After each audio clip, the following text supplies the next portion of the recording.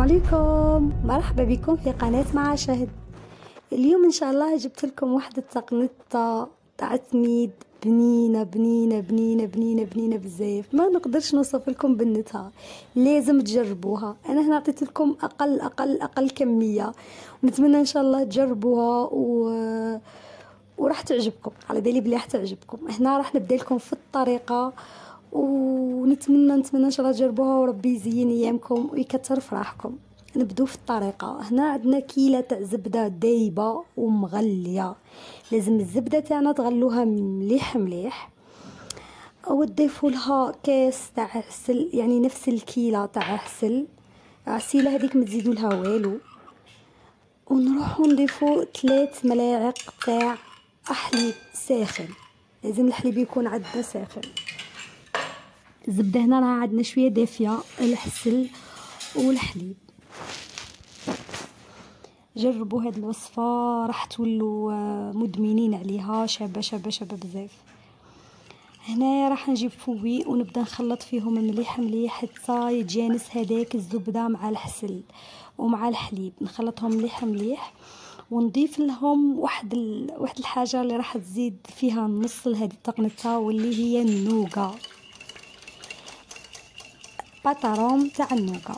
تلقوه عند اللي يبيعوا الحلويات، باتاروم تاع النوغا، بنه روعه. راح يضيف لها واحد البنه نقدرش نوصفها لكم، لازم تجربوها وتذوقوها وتحسوا بهذيك البنه اللي حسيت بها. بون هنا قلت لكم تخلطوا مليح مليح مليح مليح حتى هذاك العسل يتجانس مليح مع الزبده، وتخلط كاع هذوك المكونات. انا هنا ما صورت لكمش العبار تاع المكونات الباقيه. هنا مع السر الثاني تاع التقنيطه، المهم عندنا 2 كيلات تاع سميد متوسط ومقلي.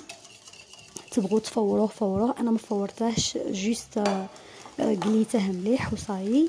ومغرف تاع جنجلان محمصه، لازم تكون الجنجلان تاعكم محمصه، مع مغرف شونتي. مغرف شونتي. هاد المغرف تاع الشونتي هي اللي راح تعطيكم واحد البنه روعه روعه روعه روعه روعه لهذه التقنيطه، راح تعطيها واحد الخفه شابه بزاف. ونخلطوا مليح مليح مليح الخليط تاعنا. بعد ما نخلطوه مليح نخلوه يريح واحد 10 دقائق، لازم يريح، لازم هذا الخليط لازم يريح.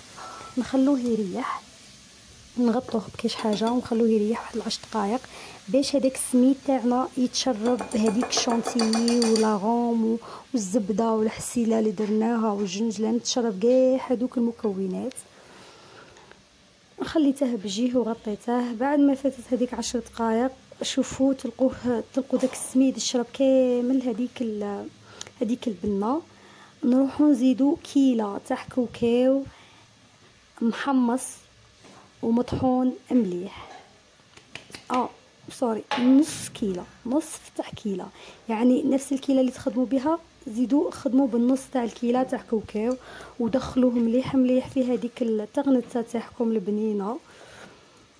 بعد ما تدخلوه تقدروا تحطوه في ليزاسيات تاعكم في وتقدموه كما تبغوا. انا هنا غادي نحط لكم بعض من التزيين اللي انا استعملته. هنا التزيين يبقى اختياري، انا هاد الكميه اللي عطيتها لكم خرجت لي 3 تاع ليزاسيات هذوك الصغار تاع التقنيطه. شوفوا كيفاش تجي القوام تاعها، يجي روعه. جربوها ونتمنى ان شاء الله يا ربي كما انا مانيش نبخل عليكم بحتى سر، ماني نبخل عليكم بحتى وصفه، والحاجه اللي تعجبني والحاجه اللي تعجب العائله تاعي نوريها لكم ونديرها لكم ونعطيها لكم بكامل الاسرار. نتمنى ان شاء الله نتوما تاني ما تبخلونيش باللايكات تاعكم، وما تبخلوناش تاني بتعليقاتكم. واللي مازال مشترك في القناه يشترك معنا في القناه. مرحبا بكم في عائلتي المتواضعه. الى اللقاء.